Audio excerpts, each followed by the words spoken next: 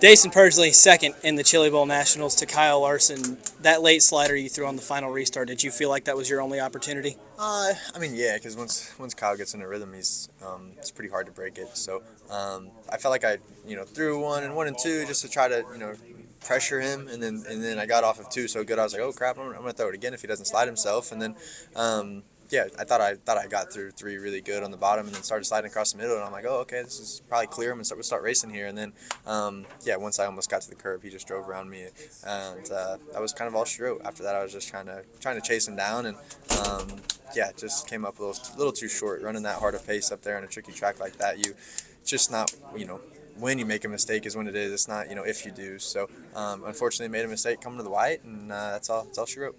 How tough was it to run the cushion, especially in 3 and 4? Because it looked like you guys were all struggling up there. Yeah, I mean, honestly, like sometimes when you're sliding to it, it's a little bit harder, and when you plug it in the fence like that, like honestly, it's a little bit easier. Besides, like when you ramp up the front straightaway, and then that's when it usually gets a little ugly, like Kyle did that one time. So, I mean, yeah, it's just it is what it is at this point, and I thought the track was really good. I think it could potentially be 55 laps again. I thought they did a phenomenal job, and Shane and Kyle when we were talking up here, we asked Shane, since we didn't really run the bottom, if he thought it was going to rubber with 15 more laps, and he didn't think so. So yeah, I think it's an interesting topic that you can maybe try to look at and stuff for the future. But my personal opinion, I think it needs to be 55 laps with just the tradition and the everything about it.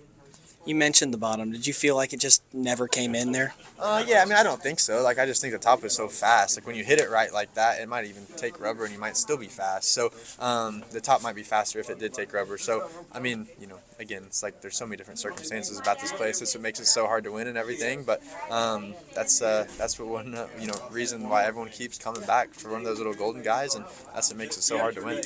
You're second in the race of champions, second on your prelim night, and second tonight. So, is it frustration to be so close all week?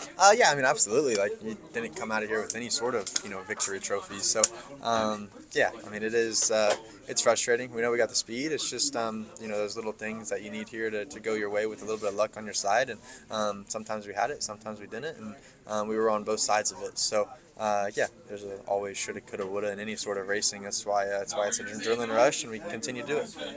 You ran second to a guy. It took him 13 tries to win his first. So does that cross your mind at all when you have an opportunity and get so close? I mean, yeah, most definitely. But hopefully it doesn't take me 13 years. But he's the best race car driver of our generation, and when it takes him 13 years, it just means how much this place is that hard to win. So it's just it's frustrating, exciting, so many mixed emotions. Ran second all the time, but like I said, hopefully I can knock that one off a little bit quicker than he did. But yeah, nonetheless, hopefully it doesn't take me 13 years.